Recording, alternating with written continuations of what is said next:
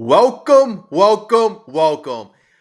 Well, folks, welcome back to Dominant Mets Nation. And our first place New York Mets are rocking and rolling, sweeping. Get the brooms out, folks. Get the brooms. The Mets just sweep the St. Louis Cardinals, winning today 7-4. And this is the prototypical game that the New York Mets were designed to win. Designed to win. I'm going to go over that. Yesterday, the Mets won 2-0, and the Mets won with their prototypical formula. Good pitching, good bullpen, and some clutch hitting. But today, the New York Mets showed grit, showed fight. They had good pitching. They had clutch hitting. Their stars stepped up. The bottom of the lineup stepped up. And I think right now we are seeing the emergence of a very useful and talented player at the end of the lineup. And I'm going to say it. Acuna started off a little slow. I was very high on Acuna in the beginning, before the season started for that matter, because this guy had a lot of tools. Speed, obviously, has a nice level swing, has a great mentality, focus. The kid is not afraid of anything. And Acuna is showing his value, getting 2 hits today, and actually he should have 3 hits because he got robbed by a nice play by the right fielder on St. Louis. So Acuna doing very, very well, setting up the top of the lineup. And I you know what? I gotta say, if he continues to play at this level, probably going to be moved up a bit. But you know what? Right now, Acuna is really, really proving some doubters wrong. I got to say that. But first, before I get into the details, do all the good stuff. Like, subscribe. I got to thank everyone who have subscribed recently to the channel. I really do appreciate that. Continue to support the channel. I cannot say thank you enough. All right, folks. The Mets, after sweeping, they continue their dominance at Citi Field already early on the season. We are 9-1, and it is an advantage. Pete Alonso said it perfectly. The crowd, the 10th man on the field, and I just love the way New York Mets fans have embraced this team early on, supporting Juan Soto. I mean, showing Pete that, hey, this is the one place you belong. Getting games off started right with the Francisco Lindor, my girl. Honestly, Mets fans know how to do it right. You did it right with Edwin Diaz coming in with the music in the ninth. You do it right starting off the games right now with Francisco Lindor. There is no place like Citi Field. Juan Soto, he's starting to get more into a groove.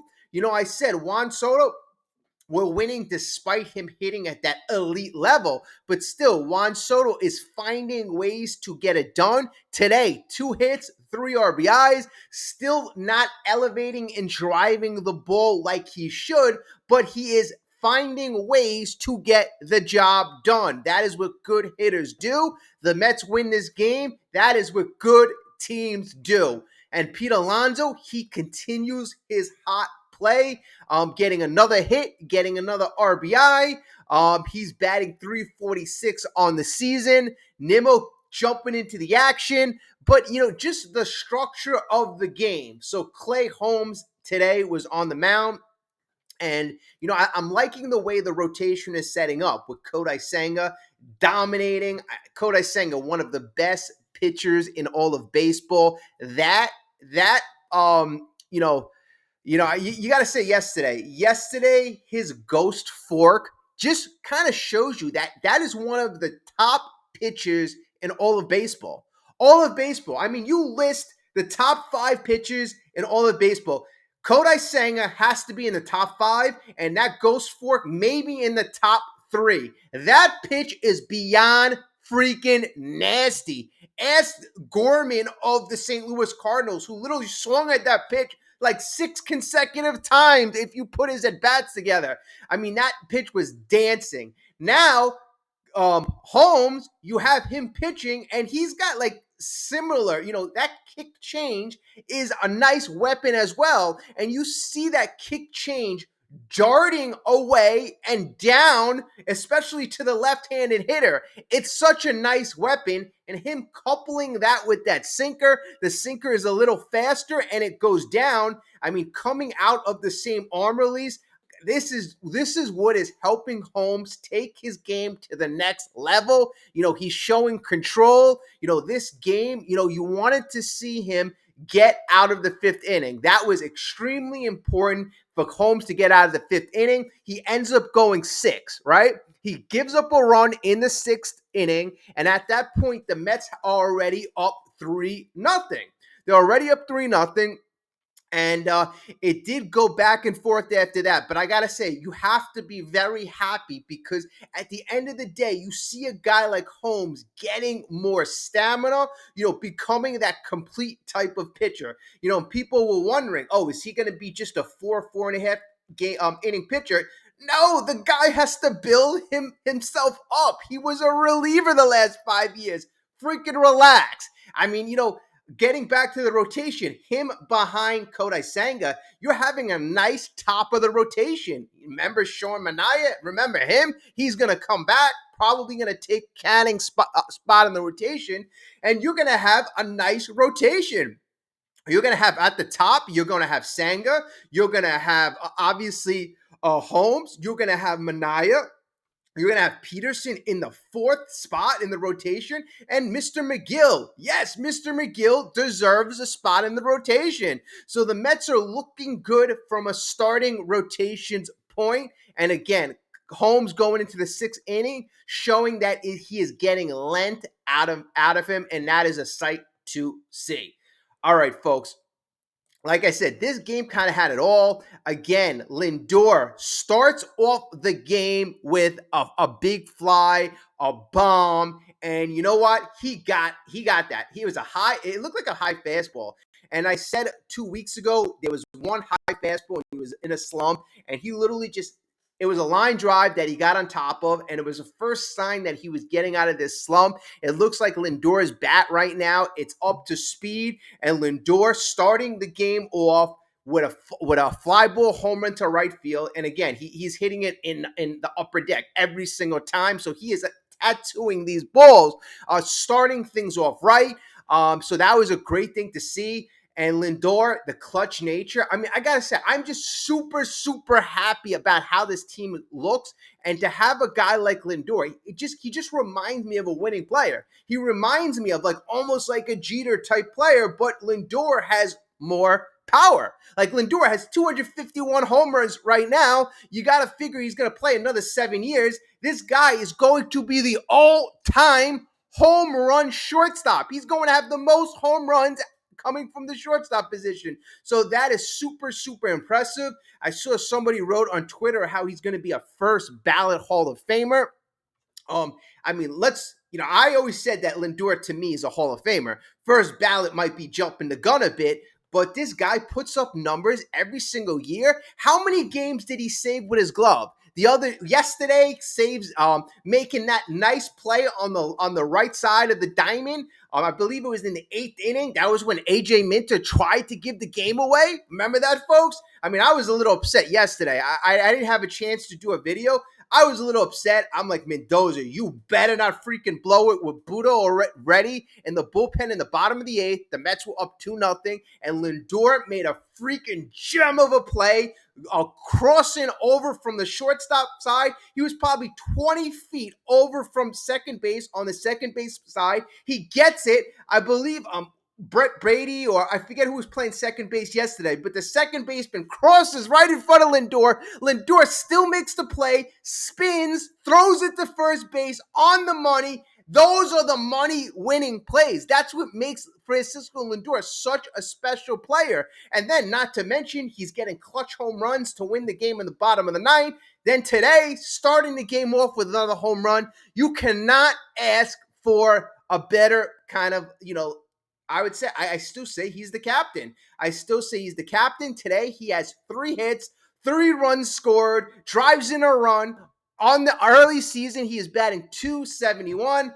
I gotta love it, folks. Let me know. What do you think about Lindor as the captain? I know we had the nonsense early on about Lindor and kind of like saying that about Acuna. But you know what, folks? Maybe it needed to be said. Maybe Acuna turned it up to the next level because Lindor was outspoken. Sometimes, you know what? You don't. Leaders have to say things not because they're easy, not because everybody wants to say it. They say things and do things that are unpopular, but at the end of the day, it's going to make the squad better. And Acuna wasn't giving his best in spring training.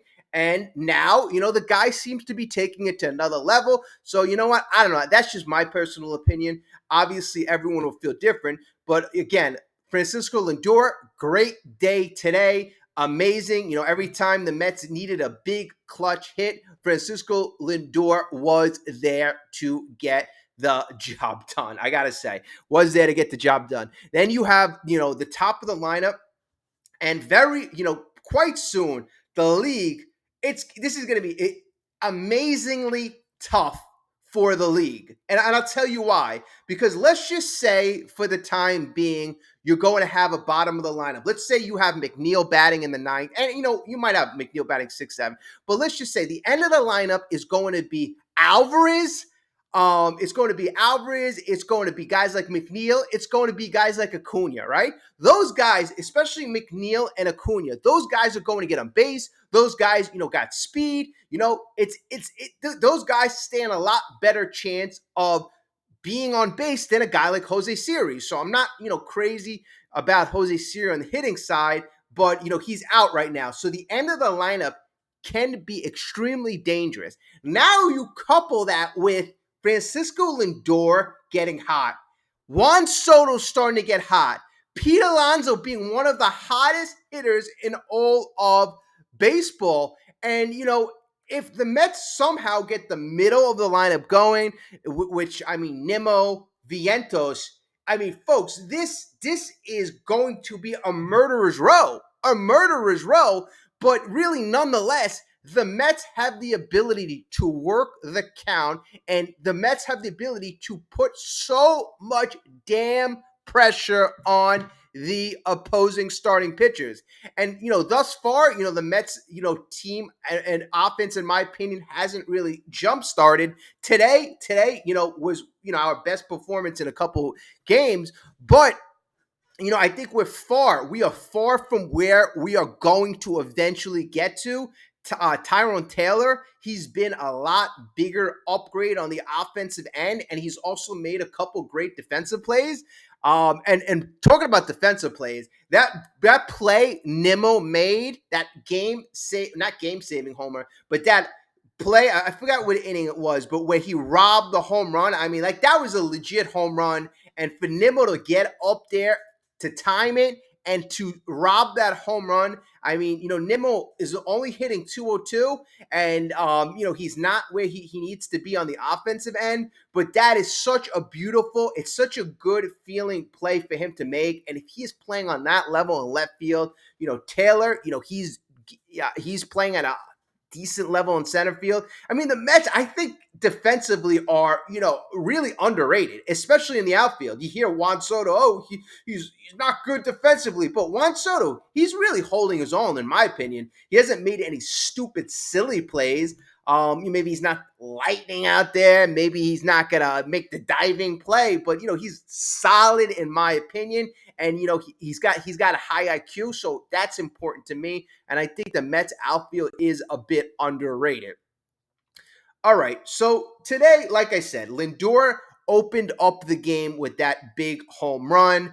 And then you had in the third inning, the Mets tacked on, and that was tacked on by a Juan Soto sac fly to left field. Tyrone Taylor scores. And I'm telling you, if you did not see this game, the ball in the bottom of the third inning that Juan Soto hit it was almost like a little flare to short left field, right? I didn't think Tyrone Taylor was going to score. I really didn't. But the left fielder has a noodle of an arm, because Tyrone Taylor literally, as soon as the ball was caught, tagged up. I thought he was going to be out, but the ball took a short hop to the plate, and literally the ball died. Tyrone Taylor got in there. It looked like he got in there with plenty of time, And I'm clapping my hands because Juan Soto gets an RBI, and I'm thinking that's going to get him going.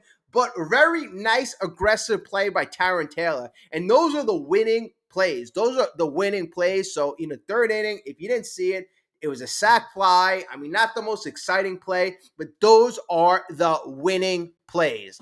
All right, so in the fifth inning, the Mets would score again, and this run would come courtesy of Pete Alonso, who hit a bullet to center field, or to center field. He hit it to Victor Scott, and Juan Soto comes around, and Juan Soto scores, and Pete Alonso gets another RBI. At that time, the Mets are staked to a 3-0 lead, and most people are thinking with the bullpen, the game is over.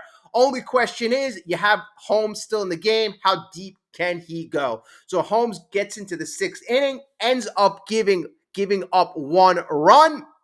So taking it to the seventh, it is 3-1, and the Mets bring in none other than Danny Young. Now, Danny Young, wasn't that great. But at the end of the day, Danny Young is what he is. He's a left-handed guy. He doesn't throw that hard. He's got decent pitches, but he's not like your upper echelon pitcher. So he comes up, faces Nolan Gorman, and Nolan Gorman, first AB, singles, nice single, line drive.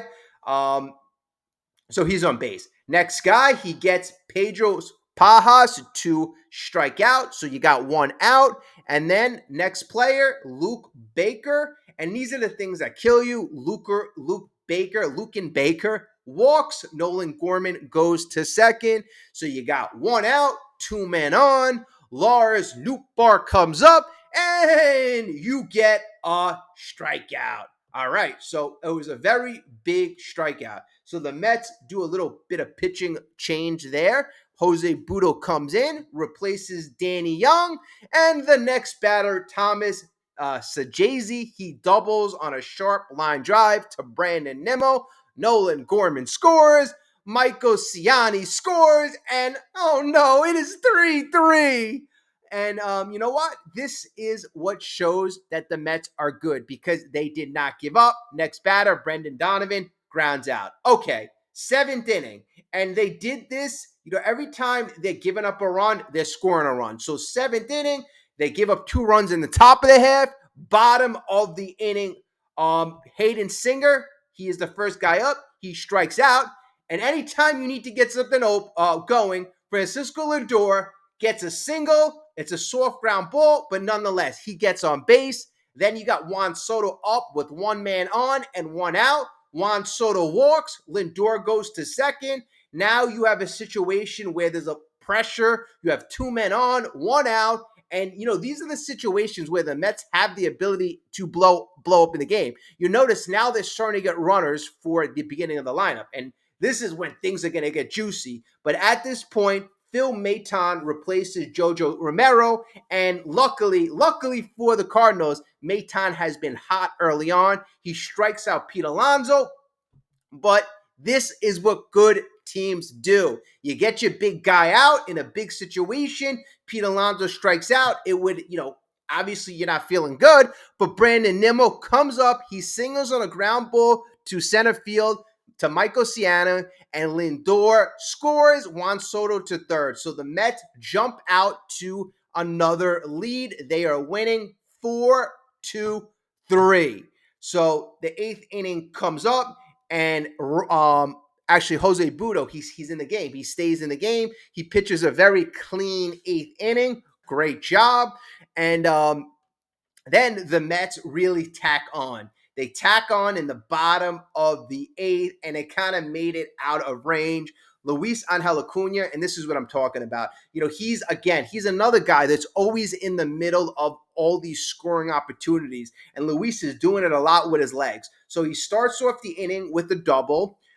He doubles on a ground ball, It was deflected by the third baseman, Nolan Gorman, but nonetheless, it turns into a double. So the Mets have one man on. Brett Beatty comes up. Unfortunately, he strikes out, but then Tyrone Taylor. And again, Tyrone Taylor, he's another guy all throughout this game has made plays. Tyrone Taylor, he doubles on a line drive to right field. Acuna scores. At this point, it is 5-3, and the Mets are continuing to build the lead. And it's very important for the Mets right now. You want to take some pressure off these relievers. You don't want every single damn pitch to be that high leverage. So you want to expand your lead. And that's what the Mets did in the eighth inning. So after being up 5-3, Luis Torrens would walk. Francisco Lindor made out. But Juan Soto, this is where you got Juan Soto. He doubles on a sharp line drive to center field. And, you want to see him lift the ball. So he lifts the ball, finally a line drive, finally not a grounder. Not that I'm complaining, not that I'm saying, but, this is when you see progression. You want these guys to eventually get lift. So Juan Soto doubles, Taylor scores, Lindor scores. Pete Alonso, he flies out, inning over. Okay, so the Cardinals would get one in the ninth, and the Mets would eventually win this game 7-4. So what does this mean? The Mets right now are 2 games ahead of the Philadelphia Phillies. I believe they have the third best record in all of baseball in terms of winning percentage. But right now, the Mets are really kind of showing all of MLB that they are a team to reckon with. The Cardinals, they came into this series as a very legit offensive team. They really did. And the Mets, they shut them out in game 2, gave up 4 runs and 4 runs in the first game. So if you divide that by 3, so they almost gave up about a little less than 3 runs a game. So 2.8 runs a game, around that. And that's very good. That is extremely good for a Cardinals team that average a little more than 2 runs more than that. So the Mets pitching did its job, and the Mets hitting, was clutch on Saturday night, and they did their job when needed. You see, when the Mets are doing whatever they need. When the few games where the other team has scored a couple runs, 4, 5, 6 runs, you see the Mets offense being jump started. It looks like whatever the Mets need. On Saturday night, they shut out the Cardinals. All right, 2 runs is good enough. So that kind of just shows me that this team has what it takes, and they mold to whatever situation will be optimal to winning. If they need that big clutch hit, they're going to get it from somebody in the lineup. If they need a great reliever outing by their relievers, it looks like their relievers are up to the task. I mean, look, everybody's clicking right now. You got the relievers clicking. You got the starters clicking. You're starting to see the offense right now clicking. Juan Soto, Pete Alonso, Francisco Lindor. It's just a sight to see. And, if you get these guys like Luis Acuna, I'm thinking that he's another guy that's going to click. And, McNeil and you hear Alvarez, they're guys who are playing games right now. They are right now maybe a few, you hear rumors that one of these guys might play for the Phillies series. I'd like to see. I would like to see, especially if you got Vientos out. So, bring in McNeil in there. I like to see McNeil at the end of the lineup, get an extra bat in there, batting champion. I like to see that. And McNeil in the right role a couple of years ago when you had him in the 5th spot protecting Pete, that wasn't the right role for McNeil. But if he's a guy at the end of the lineup, all you need him to do is get on base, use his legs. I mean, this could be like another thing that jumpstarts this offense in a big way, and I'm super excited to see. And it creates competition, folks. Brett Beatty, yes, you're going to have to perform at a high level if you're going to play. Luis Acuna, yes, it seems like he's performing. Mark Vientos, you're going to have to perform too, because if Brett Beatty's performing, McNeil's performing, Angel Acuna is performing, I don't think Carlos Mendoza is going to hesitate to rest Vientos in order to play the hot hand. I really don't. But, Vientos, you saw last week him getting it going, but it's a good problem to have. The Mets have options, even at the catcher. Hayden Singer, he's playing, at a very respectable level. Luis Torrens, continue to say. You can't say enough things about Torrens. And also, it's so important for good teams to have multiple good catchers. So I love to see Torrens, and the guy's a talent. He's a talent.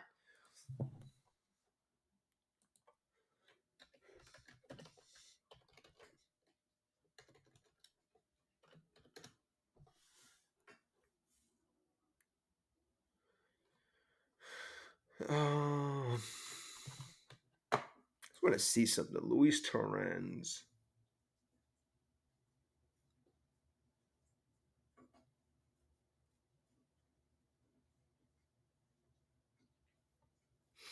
Okay, yeah. So it looks like Alvarez and it looks like McNeil are all day to day to day. They're taking it day by day to come back. Also the Vientos update. Whoever's watching that Fox game again, that was a horrible broadcast. I mean, I was saying it myself, and I'm looking online, and everybody's saying the same thing. It feels like how can you be forced to watch like garbage? I know everybody's big gripe was, oh, Mark Vientos is taken out of the game. Then they mentioned it on the broadcast. I believe it was Adam Wainwright, and then all of a sudden they don't tell you what's going on with him. I mean, I'm like, oh my God, is he okay? What's going on? Did he break a bone? And then all of a sudden they start talking about food, and you're like, wow, are you that bad? Are you that bad? But it looks like he had some like groin tightness, and it could have been a spasm. Viento said it could have been a spasm, but the Mets are playing it safe. It looks like he's going to be day to day. And it also looked like he was available. Potentially to be a pitch hitter in the game. So, that's great news. It looks like that's not a serious thing, but I do like that, folks. I do like the Mets to be conservative in that respect because we have hitters. Make sure there better be nobody playing with any little tweaks because you don't need these tweaks to turn into strains or pulls. You don't need it. You don't need it.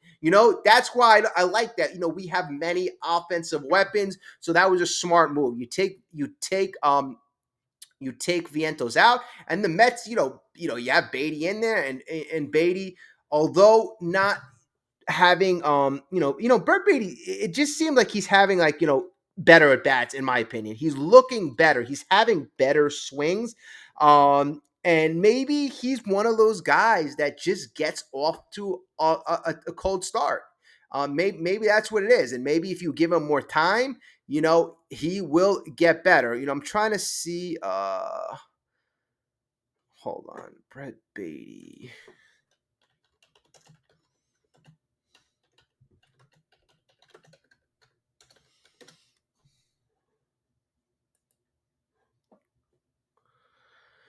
Okay, Brett Beatty.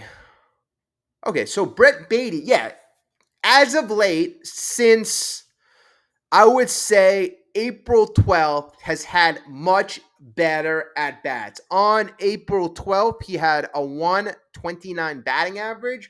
And so in 7 days, in the last week, he was able to raise his batting average almost 100 points.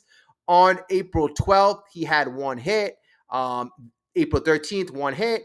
April 16th, two hits. April 17th, two hits. April 18th, two hits. He's had he had a walk on April 18th. He had a walk tonight. So he's had a lot better at bats. And also in the last 1, 2, 3, 4 games, he only has two strikeouts. Two strikeouts. So I mean, that is a lot better because I mean in the first 1, 2. I mean, in the first couple of games in April, he was striking out a lot more. The first 10 games, he had like how I mean, I'm gonna do this quick math: 5, 6, 8, 10, 12. So yeah, so he had 12 strikeouts. So he's doing a lot better. He is doing a lot better. He's striking out less. He's having better swings. He's making contact. He's getting more confident. And that's what you like to see. Brett Beatty's making also a couple nice defensive plays. He made a play at the plate yesterday. So that's what you like. You like these guys challenging each other, and the more talent, the better. So Brett Beatty's looking like he's coming on. Angel Acuna is looking like he's coming on. Vientos, before he got hurt, looks like he is getting a little better. The top of the lineup, like I said, Lindor, Soto, Pete. Nimmo's like the only guy like right now who apparently he's going for power, right? They asked him about it and he's like, yeah, I'm going to continue to take my opportunities. I'm going to continue to take my opportunities. I mean, remember last year he had 23 home runs, 90 something RBI, but he batted 220 something. He batted 220 something. So, this year, and that's what I was trying to explain to some folks. Like his game right now is a bit of, an evolution. It's him going through a bit of a change. So last year, 23, 90, batted 224. Now he's batting 200, but he still has 4 home runs, 9 RBIs. I mean, it's a thing. Like, do you want him to hit home runs or would you want him to have a little more conservative approach? Like in 2022, 16 home runs, 64 RBIs, batted 275. 370 on base. And then even before that, in 2021, 8 home runs, 28 RBIs, but then he was batting close to 300 and his on base was over 400. So now he just seems to be evolving into more of a power hitter. Here's my thing. My thing is you have to have like more of a Pete Alonso approach. And I saw Nimmo going oppo yesterday. I see him taking the ball, hitting some line drives towards shortstop. And that's where I think, Nimmo, when he's shooting the gap in left center field, that's when I think Nimmo is kind of on it, kind of like getting really hot. And then anything that's on the inside, he can drive. But he's still got to go oppo. He's still got to look for those singles. He's still got to look for doubles to split the gap. It can't be all or nothing because then you're going to run into the situation Pete had last year and you're going to have a very low average. You're going to leave a whole crap ton of guys on base and you're not going to be as productive as you could be. All right, folks, let me know your state of the team. Like, what are you thinking? I'm thinking that we have a very good challenge coming up against the Phillies. We're going to play our next series with the Phillies. The Phillies are 2 games behind us. I've always, my opinion of the Phillies is I always thought they were overrated. That was me. I always thought they were overrated. Last year, if you go to look before the playoffs, I knocked the Phillies. I knocked the Phillies. I wanted the Phillies so bad. And then once we played them in the playoffs, I wasn't worried about them at all. If I was very confident against the Phillies. Another story with the Braves. It is another story with the Braves, but the Phillies, that's a team that I always and I will think they're overrated. And now they're getting a bit older. Christopher Sanchez is a guy who I think the Mets have, struggled a bit against. But, their other top pitchers, the Mets have had some success about Zach Wheeler, some decent success. The Mets have definitely had success against Nola. Their top pitchers, the Mets can do some business. And then now adding a guy like Juan Soto, the Mets should be afraid of no lineup, no pitching staff, in my opinion. No pitching staff. They're going to be able to put pressure on every single pitching staff. All right. So it's going to be very interesting. If you haven't liked, you haven't subscribed, now's a chance. Follow the channel. We're going to follow these games. We're going to follow this series. Again, thank you to all the new subscribers. And again, I really must thank all of the old subscribers going back years. You guys are the best. I really do appreciate, the constant comments, coming back to the channel, your great support. That means the world. This is why I do it. This is why I do it because, I love interacting with you. And thank you again. And folks, have a great day. Have a happy Easter. It's 11:58, so 2 more minutes left of Easter. Hopefully we are all enjoying. Had a great Easter. Thank you, folks. Have a great night.